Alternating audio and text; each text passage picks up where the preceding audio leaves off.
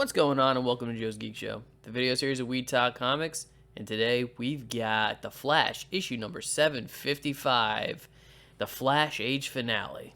Written by Joshua Williamson with pencils by Rafa Sandoval, inks by Jordi Tarragona with colors by Rafe Prianto, and letters by Steve Wands. And this book starts off with Iris collecting more interviews for her article, The Flash is a Legend, when the story takes us back to Paradox, Barry, Eobard, and August, as Paradox uses his powers to transport them to his Paradox realm.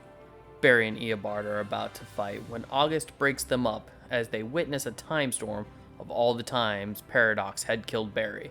Eobard then tells Barry that he's mastered time manipulation whereas Paradox hasn't, and believes they can still stop him. It's then that Paradox descends down on them in a godlike fashion, proclaiming his victory, leaving the speedsters with no choice but to fight, with Eobard telling Barry they have to kill Paradox, but Barry wants to find another way.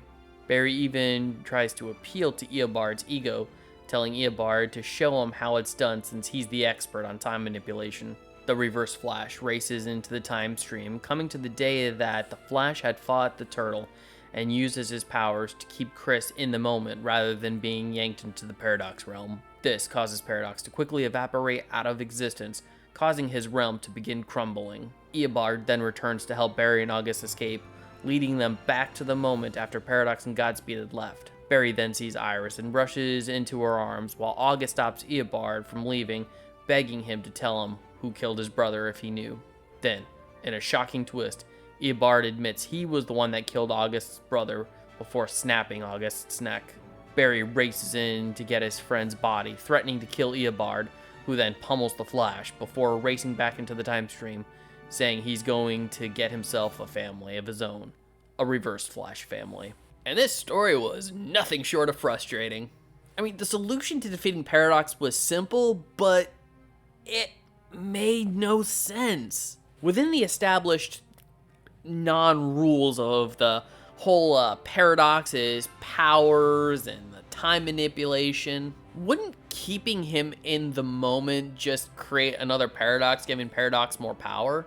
Because in the previous issue, we established that Paradox was able to kill his past self, and nothing happened from it. In fact, it just made him stronger. So it's weird that a Paradox defeated a Paradox, because that Paradox, really from what we were told, should have amplified his power even more. Also, once again, Paradox fused his powers into the Speed Force. We never saw anything come out from that story point. I didn't see Paradox get any stronger. I didn't see Barry or Godspeed get any weaker.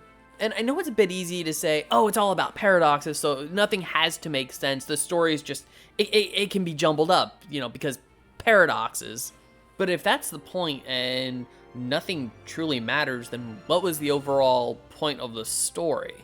And then, we gotta address the death of Godspeed. Now, Godspeed, he came out within the Perfect Storm storyline, which was Joshua Williamson's first story arc, and that story was absolutely amazing. I mean, Godspeed, for all intents and purposes, sometimes just feels like almost a Diet Coke version of Hunter Zolomon Zoom. But he had character, he had personality, I felt this relationship between him and Barry as friends because they both worked on the police force together.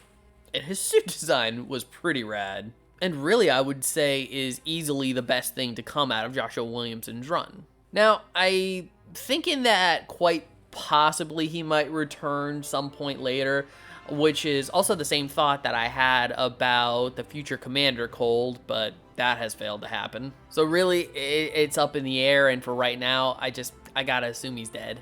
And then we get to Eobard Thawne. Now, Eobard Thawne in this story, he's felt pretty good for the most part. The only thing I didn't really like is he was a little flip-floppy at the end. Because Eobard Thawne, aka the Reverse Flash, he is one of the pinnacles of hubris in the DC universe. If he thinks he's right, if he is so convinced that his way is the right way, he's going to do it regardless of what anybody else thinks. So I did find it weird when he decided not to kill Chris, honoring Barry's wishes. But then as soon as everything's all back to normal, I guess, and we're all safe and sound, he just kills Godspeed out of nowhere. And yeah, okay, again, I guess you could just say villain, but then there's Barry's reaction towards him. Barry has had how many encounters with the Abarthon? He knows better than to drop his guard around him.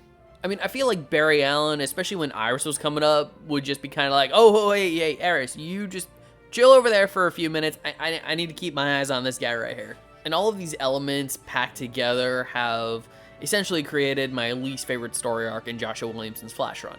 But like I said in the last video, those pencils by Rafa Sandoval, top notch. I really do hope that when the Flash writer does change over, that Rafa Sandoval decides to stay on. And heck, Jordi Tarragona and Arif Prianto too. I mean, those colors and inks, they work really well together. I just hope Joshua Williamson can rally whatever creativity he has left for his final story arc before he finally jumps off the book and we get somebody else on.